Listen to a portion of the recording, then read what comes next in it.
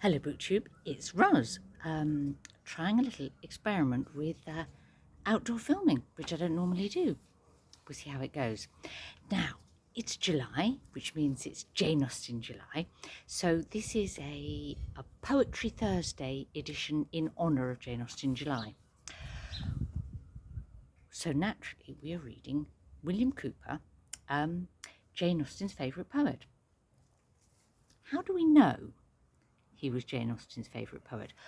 Well, first thing to say is he was born in 1731, but he started writing poetry around 1780, so when Jane was 5, and he carried on till 1800. So he was, although he was older than her, he was very much writing poetry in her sort of childhood, youth and young adulthood.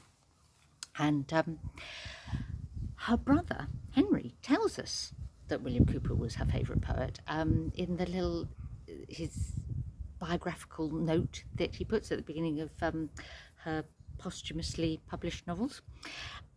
Now, we don't necessarily trust Henry when he says that, because one of the things we know is that Henry and then her nephew, who wrote a memoir about her, liked to present Jane Austen as just a bit more sort of appropriately conventional and sort of yes, I don't know, like they wouldn't have said she liked Byron, for example. They would choose a poet like Cowper, who was kind of perhaps seen as more respectable. Having said that, I think we can trust Henry on this occasion, because Cowper is the poet that pops up most in Jane Austen's writings, and the first mention, I think, is in a letter in 1798 when she says, what does she say? She says that her father reads Cowper in the morning, to which I listen when I can. So like a nice family scene there of her listening to her father reading it. Then you look at when he's mentioned in her novels. Marianne in Sense and Sensibility gets Edward Ferrars to read from Cowper, and he does it then bemoans the next day about how kind of boringly he read, and his mother said, well, he did, he'd probably done better with some serious prose, but Marianne says, but if someone can't become animated reading Cowper, then there's no hope for them, basically, is her opinion. And that's Marianne, who's all kind of emotional, as we know. But who else quotes Cowper in Jane's novels?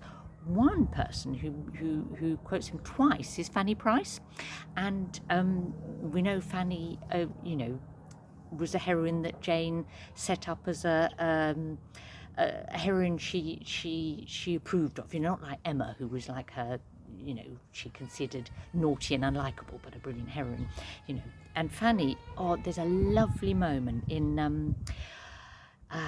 Mansfield Park where they go to visit Southerton and what's his name? Gosh, gone out of my head. He's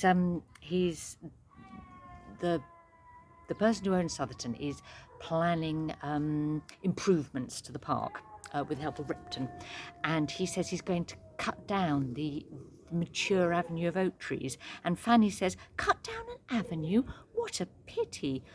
Does it not make you think of Cowper? And then she quotes, ye fallen avenues, once more I mourn your fate unmerited. I'll tell you who else talks about Cowper, and that's Mr. Knightley. When he's trying to work out the relationship between Frank Churchill and Jane Fairfax, a line from Cowper's poem The Task kind of pops into his head as he's thinking about it. But most convincingly of all, I think, for me, that this is Jane's favourite poet, is a letter that she wrote in 1807 when she's writing about planning a garden and buying shrubs, buying plants for the garden, and she says quite specifically, I could not do without a syringa for the sake of Cowper's line. That's another line from The Task where he talks about ivory, white syringa.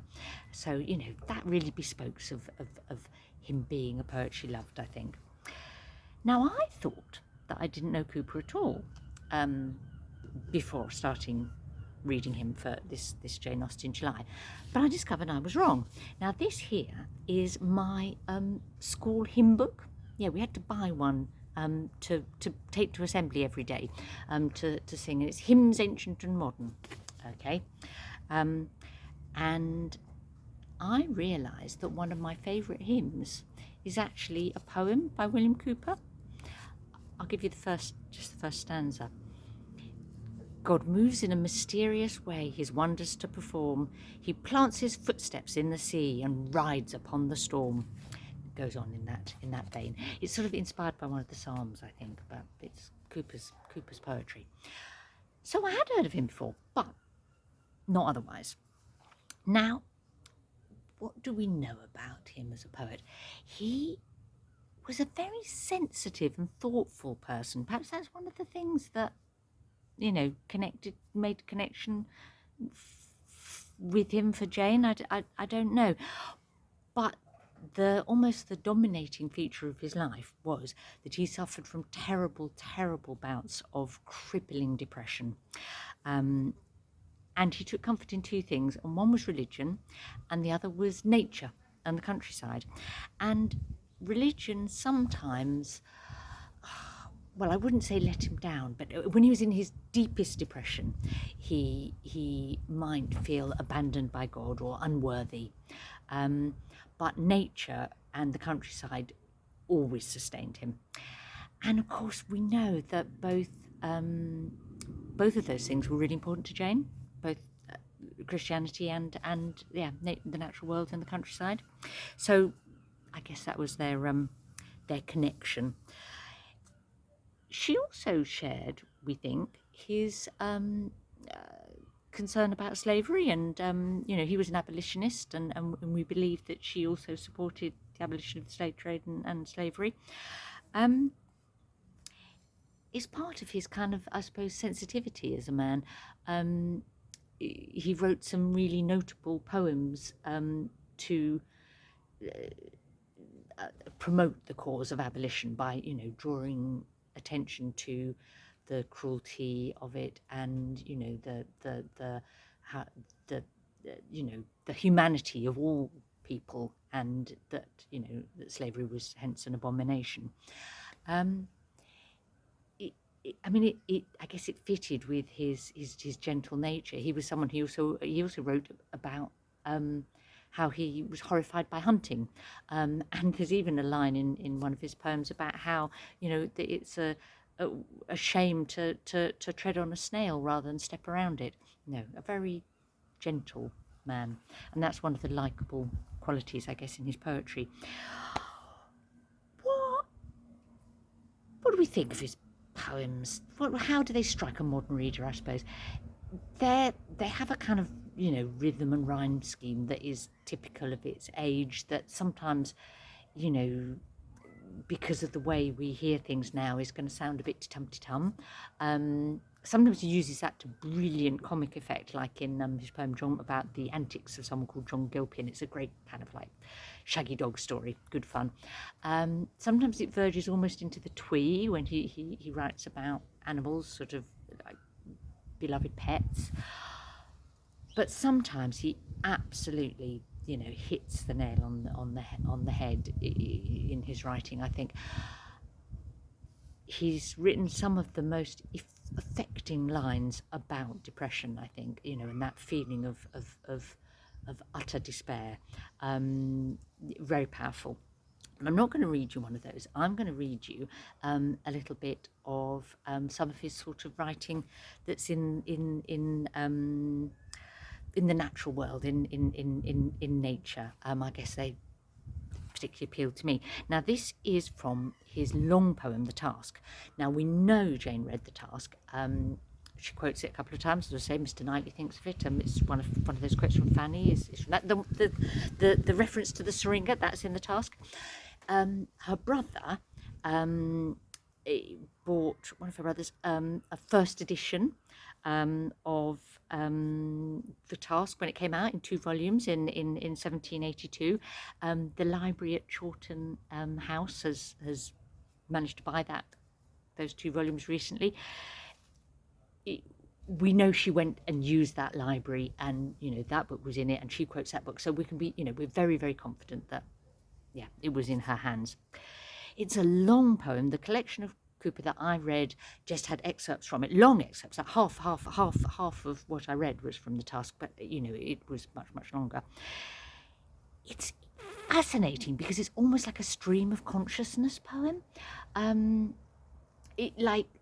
He'll start in one place and then digress, or ideas connect, and it's got everything from a bit about gardening in a cold frame using manure, through to criticising the British behaviour in India, and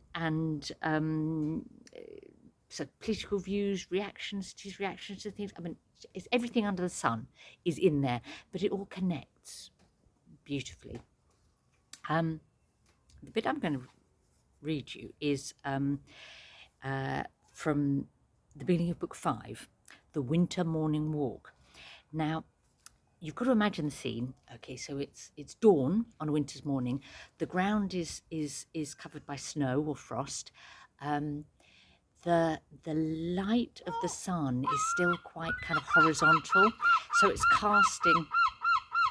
Sorry about the seagull noise. It's casting really long shadows, and he notices this, and he notices his own shadows kind of almost like distorted the shape of his body, and then kind of he just sees his legs, his shadow legs on the side of a cottage as he approaches that, and he sort of he's observing the beauty of nature, and then sort of almost reflects on the ridiculousness of his own shadow, and I think that's telling about his powers of observation and his sort of the way he writes about himself as well in his poems. They're very personal. So here we go. 'Tis morning, and the sun with ruddy orb ascending fires the horizon, while the clouds that crowd away before the driving wind, more ardent as the disk emerges more, resemble most some city in a blaze, seen through the leafless wood. His slanting ray slides ineffectual down the snowy vale, and tinging all with his own rosy hue. From every herb and every spiry blade stretches a length of shadow o'er the field.